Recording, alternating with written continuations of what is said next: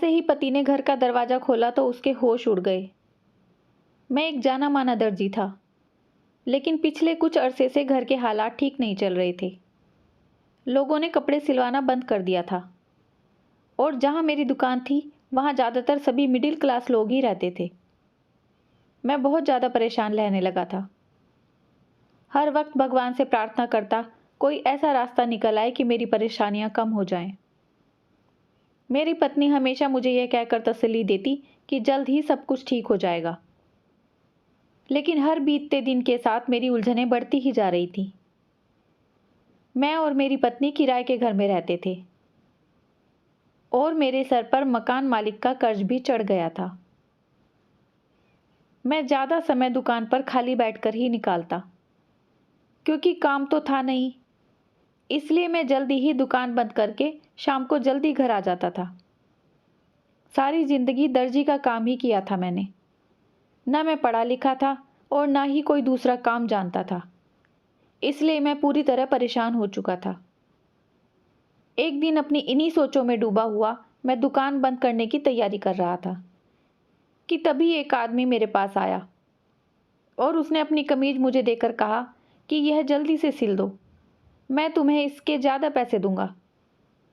यह सुनकर मेरी खुशी का ठिकाना न रहा और मैंने दिल से भगवान को धन्यवाद दिया, क्योंकि सारा दिन दुकान पर कोई ग्राहक नहीं आया था। मैंने तुरंत ही उस आदमी की कमीज ली और सिलने के लिए बैठ गया।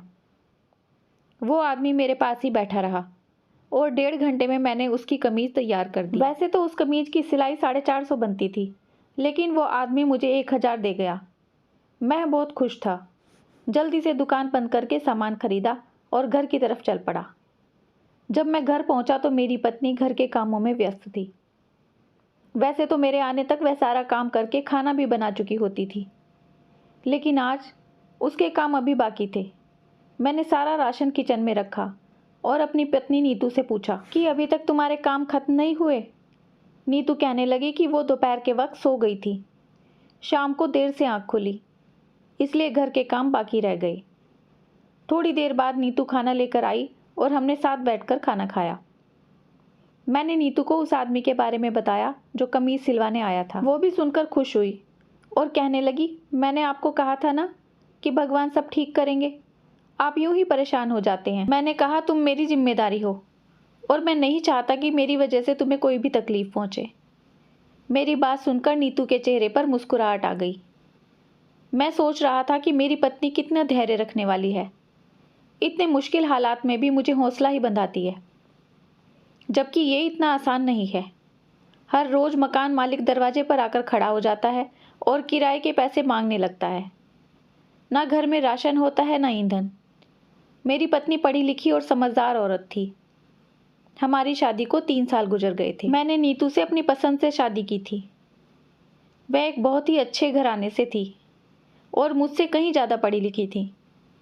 जब मैंने उसके घर रिश्ता भेजा तो मुझे बिल्कुल भी उम्मीद नहीं थी कि नीतू के घर वाले उसका रिश्ता मुझसे कर देंगे। अगले ही दिन नीतू की मम्मी ने फ़ोन करके मेरे और नीतू के रिश्ते के लिए हाँ कर दी। मेरी बड़ी बहन ने हमारी शादी कराई थी।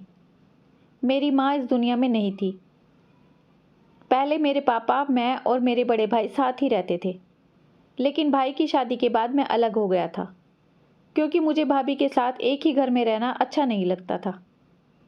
मुझे दूसरी औरतों के सामने आना पसंद नहीं था। मैं नीतू को भी यही कहता कि वह किसी दूसरे मर्द के सामने न जाए। शादी से पहले नीतू बहुत ही आज़ाद लड़की थी, लेकिन शादी के बाद मैंने उसे अपने रंग में रंग लिया था। उसकी सोच को मैंने अपनी सोच में ढाल लिया था। मैं थका हारा अपने हालात के बारे में सोचते सोचते सो गया। अगले दिन मैं हमेशा की तरह दुकान पर चला गया और फिर सारा दिन बिना काम के बैठा रहा। शाम के वक्त जब मैं दुकान बंद करने ही वाला था तो वही आदमी एक बार फिर से मेरी दुकान पर आया और आज भी उसके पास एक कपड़ा था। वो कहने लगा कि भाई मेरी कमीज जल्दी से सिल दो, मैं तुम्हें अभी इसके पैसे दूंगा। उस आदमी ने पहले ही मेरे हाथ पर 1000 रुपये का नोट रख दिया। मुझे कुछ अजीब लगा कि आखिर इस आदमी को इतनी जल्दी में सिलाई क्यों करवानी होती है, लेकिन मैं चुपचाप मशीन पर बैठकर उसकी शर्ट की सिलाई करने लगा। 1.5 घंटे में उसकी शर्ट तैयार हो गई और वह खुशी खुशी चला गया। मैं भी 1,000 का नोट पकड़कर बहुत खुशी महसूस कर रहा था। मैं घर पहुंचते ही नीतू को वो 1,000 का नोट पकड़ाया। उससे कहा कि इसे संभाल कर रख लो। अब हमें थोड़ा थोड़ा करके मकान मालिक का कर्ज चुकाना है। आज भी नीतू के काम खत्म नहीं हुए थे। वो कहने लगी कि दोपहर में गर्मी बहुत ज़्यादा थी, मुझसे इतनी गर्मी में काम नहीं किया जाता। मैं नीतू को हर तरह का आराम और सुकून देना चाहता था, इसलिए मैं उसे काम करता देखकर उसके कामों में हाथ बटाने लगा। मुझे काम करता देखकर वह शर्मिंदा होकर बोली, मैं कर लूँगी, आप रहने दो। मैंने प्यार से उसे कहा कि यह मेरा प्यार है और तुम्हारी मदद करके मुझे अच्छा लगता है। मैंने और नीतू ने मिलकर जल्दी से सारे काम खत्म किए और हमेशा की तरह हमने साथ बैठकर खाना खाया। अगले दिन मैं फिर दुकान पर सारा वक्त खाली बैठा रहा। अब जब दुकान बंद करने का वक्त आया तो फिर वही आदमी तेजी से दुकान में चला आया। अब की बार तो मैं बहुत ज़्यादा हैरान था। मुझे समझ नहीं आ रहा था कि वो आदमी सारा दिन नहीं आता और शाम के वक्त आकर जल्दी से डबल पैसे क्यों देता है।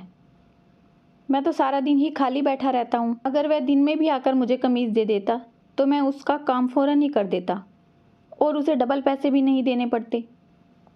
कुछ दिन मैं सोचता रहा कि आखिर ये मेरे घर जाने के वक्त क्यों आता है। तभी अचानक ही मेरे दिल में ख्याल आया और मैंने उससे कहा, भाई आप बैठो, मैं अभी बराबर वाली दुकान से पानी पी कर आता हूँ। उसे दुकान पर छोड़कर मैं जल्दी से दुकान से बाहर निकला। मेरा घर पिछली गली में था। मैं तेजी से अपने घर की तरफ चल पड़ा। मेरे दिल में आज ये ख्याल आ रहा था कि नीतू के माँ बाप ने कम पढ़े लिखे और आम शक्ल वाले इंसान को अपनी इतनी हसीन और पढ़ी लिखी बेटी क्यों दी है। कहीं नीतू के चरित्र में कोई ऐसा दाग तो नहीं जिसकी वजह से उसके माँ बाप ने उसे मेरे साथ ब्याह दिया और मैं आज तक इस बात से अनजान हूँ। जैसे ही मैंने अपनी चाबी से घर का दरवाज़ा खोला तो अंदर का मंजर देखकर मैं हैरान रह गया। नीतू की नज़र जैसे ही मुझ पर पड़ी तो उसके चेहरे का रंग उड़ गया। वो परेशानी से मुझसे पूछने लगी कि आप इस वक्त घर कैसे आ गए। मैंने उससे पूछा कि यह सब क्या हो रहा है। मेरे घर में बहुत सारी जवान लड़कियां मौजूद थीं, जिन्हें देखकर मैं हैरान रह गया था। मेरी गैर मौजूदगी में नीतू न जाने क्या कर रही थी। मेरा शक यकीन में बदल गया। नीतू मुझसे ज़रूर कुछ छिपा रही थी और मेरे पीछे कुछ ऐसा कर रही थी जिसे छिपाने के लिए वह किसी दूसरे आदमी का सहारा ले रही थी। मैं नीतू से इतना प्यार करता था कि कभी मैंने उस पर शक नहीं किया, लेकिन आज न जाने क्यों मेरा यकीन डगमगा गया था। नीतू ने कहा, आप पहले बैठ जाइए, मैं आपको सब कुछ बता दूंगी। फिर उसने उन सब लड़कियों को जाने के लिए कहा। वह जल्दी से एक गिलास ठंडा पानी लेकर आई और मेरे पास बैठ गई। मैं पहले नीतू की बात सुनना चाहता था, इसलिए खामोशी से बैठ गया। वह मेरा हाथ पकड़कर कहने लगी कि घर के हालात ख़राब हो रहे थे और मकान मालिक का भी बहुत कर्ज हो चुका था, इसलिए मैं आपकी मदद करना चाहती थी। मैंने इस बारे में कई बार आपसे बात करने की भी कोशिश की, लेकिन आपको मेरा काम करना पसंद नहीं था, इसलिए आपने कभी मेरी बात सुनने और मुझे समझने की कोशिश ही नहीं की। आप हमेशा यह कहते रहे कि यह सब मेरी जिम्मेदारी है और आप खुद उसे पूरा करेंगे। आपकी बात अपनी जगह ठीक थी, लेकिन पति पत्नी एक दूसरे का सहारा होते हैं और अगर मैं मुश्किल वक्त में आपकी मदद करना चाहती थी तो इसमें कोई बुराई नहीं थी। आप चाहते थे कि मैं आराम से ज़िंदगी गुजारूं, मुझे कोई तकलीफ़ ना हो, लेकिन आपने कभी ये सोचा कि आपको तकलीफ़ में देखकर मैं कैसे ठीक रह सकती हूँ। मैं एक पढ़ी लिखी लड़की हूँ, मैं अपनी शिक्षा से आपकी मदद कर सकती थी और इसके लिए मुझे घर से बाहर जाने की भी ज़रूरत नहीं थी, लेकिन मैं जानती थी कि आप मुझे कभी इस बात की इजाज़त नहीं देंगे। इसीलिए मैंने आपसे ये बात छुपाई कि मैं कुछ लड़कियों को इंग्लिश सिखाने का काम कर रही हूँ। जब मैं पिछली बार अपनी मम्मी से मिलने अपने मायके गई थी तो वहाँ पर मुझे मेरी पुरानी टीचर मिल गई, जो मेरी भाभी की कोई दूर की रिश्तेदार हैं और भाभी से मुलाकात के लिए हमारे घर आई थी। उन्होंने मुझसे पूछा कि मैं आजकल क्या कर रही हूँ, तो मैंने उन्हें बताया कि मैं सिर्फ एक हाउसवाइफ हूँ। मेरी बात सुनकर वे कहने लगी कि भगवान ने तुम्हें इतना टैलेंटेड बनाया है, तो फिर तुम खुद कोई काम क्यों नहीं कर रही हो। अगर तुम अपने घर की चार दीवारी से बाहर नहीं निकलना चाहती तो अपने घर में ही रहकर अपने हुनर को फैलाओ और अपने पति के लिए भी चीज़ें आसान करो। आजकल के दौर में अकेले घर चलाना बड़ी मुश्किल होता है, और अगर पत्नी अपने पति के साथ देना चाहे तो इसमें कोई बुराई नहीं है। मैंने भी दिल में सोचा कि आप तो हमेशा घर के कामों में मेरी मदद करते हैं, अगर मैं भी आपकी मदद करूंगी तो उसमें कोई बुराई की बात नहीं है। मेरी टीचर कहने लगी कि वो जिस एकेडमी में पढ़ाती हैं वहाँ की कुछ लड़कियाँ अच्छी और सुशील हैं। उनमें से कुछ लड़कियाँ अंग्रेजी सीखना चाहती हैं। वह सब पैसे वाली हैं और तुम्हें मुंह मांगी फीस देने को भी राजी हो जाएंगी। अगर तुम कहो तो मैं उन्हें तुम्हारा एड्रेस दे दूंगी। मैं जानती थी कि आप हाँ नहीं कहेंगे। मैंने बहुत सोच समझकर अपना एड्रेस टीचर को दे दिया। लड़कियों ने जब मुझसे बात की तो मैंने उन्हें बताया कि मैं अपने पति के घर से बाहर होने पर ही उन्हें अंग्रेजी सिखा सकती हूँ, लेकिन इन लड़कियों को अपनी एकेडमी से छुट्टी होने के बाद मेरे घर तक आने में 7 बज जाते थे। इसलिए एक लड़की ने यह हल निकाला कि वह अपने ड्राइवर के जरिए आपको 1-2 घंटे और काम में फंसा कर रखेगी और मुझसे 1 घंटे की क्लास ले लेंगी। वो लड़की इतनी अमीर है तो उसके लिए रोज़ आपको 1000 रुपये देना भी कुछ मुश्किल नहीं। लड़कियों को मेरा काम बहुत पसंद आ गया है और इसलिए वो अपनी खुशी से मुझे ज़्यादा फ़ीस अदा कर रही हैं। मैं जानती हूँ कि मैंने आपसे सच छुपाकर गलती की है। आपसे सच छुपाना मेरे लिए भी बहुत मुश्किल था, लेकिन मैंने यह सोचकर कदम उठाया कि जब मेरे पास कुछ पैसे जमा हो जाएंगे तो मैं आपको सब कुछ खुद बता दूंगी और फिर हम दोनों मिलकर मकान मालिक का कर्जा आसानी से उतार देंगे। मैंने शादी से पहले बहुत ही मेहनत करके इंग्लिश स्पीकिंग का कोर्स किया था, और अगर इस मुश्किल वक्त में मेरा ये कोर्स मेरे काम न आया तो मेरी सालों की मेहनत बेकार हो जाएगी। नीतू मुझे सब कुछ बताकर चुप हो गई। वो सर झुकाए बैठी थी। मैं शांति से उसे देख रहा था। उसकी आंखें भीगी हुई थीं। मैंने आगे बढ़कर नीतू को गले लगा लिया। मुझे इस बात पर आज फक्र महसूस हो रहा था कि नीतू जैसी जीवन साथी मुझे मिली है। वह जितनी खूबसूरत थी उससे कहीं ज़्यादा उसका मन खूबसूरत था। नीतू ने मुझसे सच जरूर छुपाया था, लेकिन उसका मन बिल्कुल साफ था। वो सिर्फ और सिर्फ मेरा साथ देना चाहती थी और इसलिए मुझे उससे कोई नाराज़गी नहीं थी। मुझे तो पता ही नहीं था कि नीतू इतनी अच्छी अंग्रेजी जानती है। मैंने उससे पूछा कि तुम इतनी खूबसूरत हो, इतनी काबिल हो, फिर तुम्हारे माँ बाप ने तुम्हें मेरे साथ क्यों ब्याह दिया? मैं तो एक कम पढ़ा लिखा और आम इंसान हूँ। मेरी बात सुनकर नीतू के चेहरे पर एक धीमी सी मुस्कुराहट आ गई और वो कहने लगी कि उसके लिए रिश्तों की कोई कमी नहीं थी, लेकिन उनके माँ बाप चाहते थे कि उनका दामाद एक साफ दिल इंसान हो। जब आपकी बहन ने बताया कि आप अपने भाई भाभी से इसलिए अलग रहते हैं ताकि आपकी भाभी को आपकी वजह से किसी तरह की कोई दिक्कत ना हो, तो पापा ने कहा कि जो शख्स अपनी भाभी का इतना ख्याल कर सकता है कि खुद अपने सारे काम कर रहा है, तो वो अपनी पत्नी का भी उतना ही ख्याल करेगा। और जब पापा ने आपके बारे में पता किया तो सबने यही बताया कि आप बहुत ही शरीफ और साफ दिल के हैं। आप आंख उठाकर किसी औरत की तरफ देखते तक नहीं हैं। पापा को लगा कि आपसे बेहतर इंसान मुझे कोई और मिल ही नहीं सकता। कई बार पढ़े लिखे इंसान भी ऐसे नहीं होते हैं। पढ़ाई इंसान के लिए ज़रूरी है, लेकिन उसका मतलब ये नहीं कि अगर कोई इंसान पढ़ाई न कर सके तो हम उसे बुरा मान लें। बहुत से अनपढ़ इंसान बहुत से पढ़े लिखे लोगों से बेहतर हैं।